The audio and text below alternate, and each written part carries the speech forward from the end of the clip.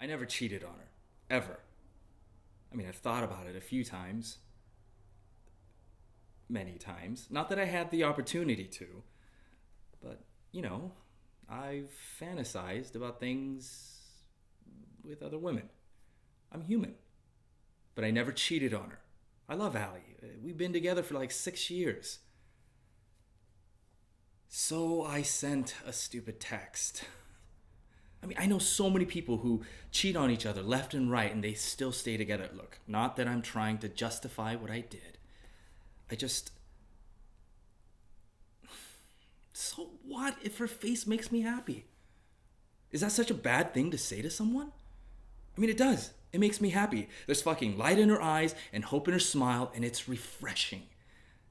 There's so many people who walk around like freaking zombies in this city. And yeah, it makes me happy. That doesn't make me a bad person. I don't remember the last time Allie and I laughed together. I mean, we used to make each other laugh. Like, crying, bent over, piss your pants laugh. You know, she actually pissed herself once. I made her piss her pants. I never felt better about myself. But now, I don't know. We don't laugh. And it feels dead. Like at the deli the other day at Jerry's, I was waiting in line getting this stinky cheese that she worships. And so I'm waiting in line, I'm number 22. And they skip my number, they go from 21 to 23. So I sit there thinking, oh, well, somebody's gonna notice, right? Like 23 is gonna say, hey, I think you skipped number 22. But no one does. 23 just goes up and orders a pound of salami. And I just stood there. I felt so small. Invisible, really. And I think I've been feeling that way for a while. And then it all made sense. Why we don't laugh anymore. We haven't been we for a long time.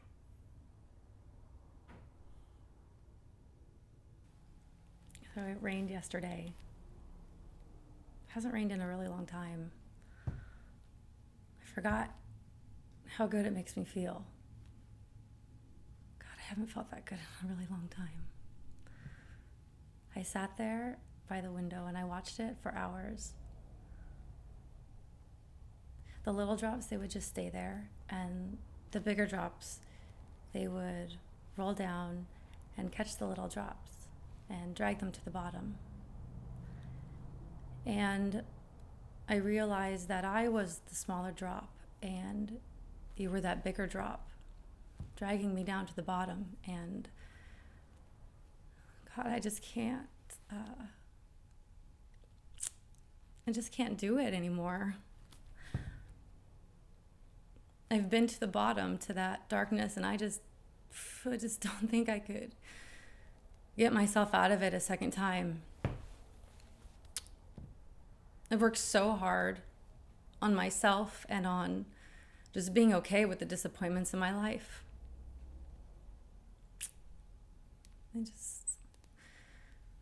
I'm so sorry. I love you, but I have to cut you loose or I'll drown.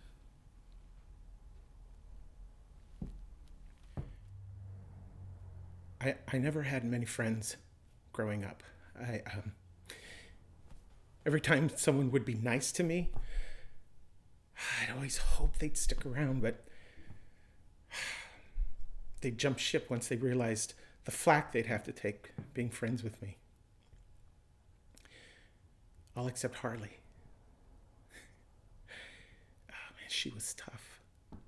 Tougher than any woman or man I had ever met. She used to smoke cool menthols in the parking lot behind the school. Just right out in the open. Didn't even try to hide. Yeah, she didn't have many friends either. Probably because everyone was scared to death of her. Maybe that's why she took a liking to me. You know, this two rejects trying to find their way alone. The day that we met, I had been cornered in the bathroom by these three guys who just loved to pick on me. And that day, they were extra mad for some reason. I don't know, but they really let me have it. They cut my lip open and they hit me in the stomach so many times that I thought I was just going to puke all over them. God, I wish I had. I tried to make it to the nurse, and Harley got to me first. She took my hand and brought me out to her car in the parking lot and patched me up. She said to me, as long as she was around, I would always be safe. No one ever said that to me. Not even my mom or my dad. I cried harder than I ever had. I remember just sobbing into her Skid Row t-shirt with her smoky, minty breath just washing all over me. I never thought I'd feel that safe again. But I do. Right now, I do. I know it may not last. One of us might pull away and move on. But right now, I'm just so grateful that I found that feeling again.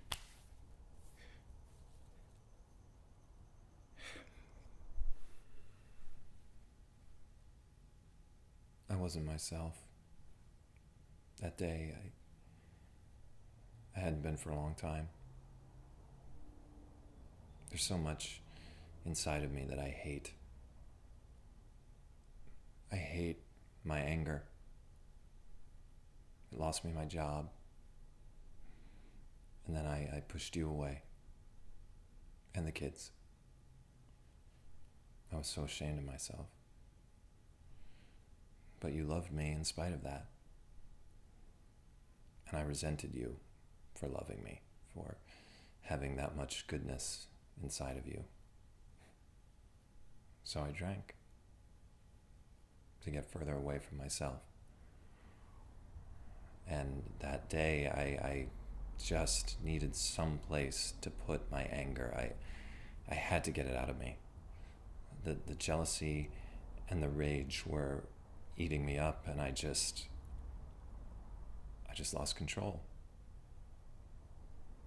I didn't even know that he was there, just standing behind me. He must have been so afraid. And all he wanted was for me to play with him. By the time I turned around, it was too late. He had fallen. If I could change what happened, I would. I wouldn't hesitate to give my life for his. But I can't keep living like this. I need you to forgive me. Please, you have to forgive me.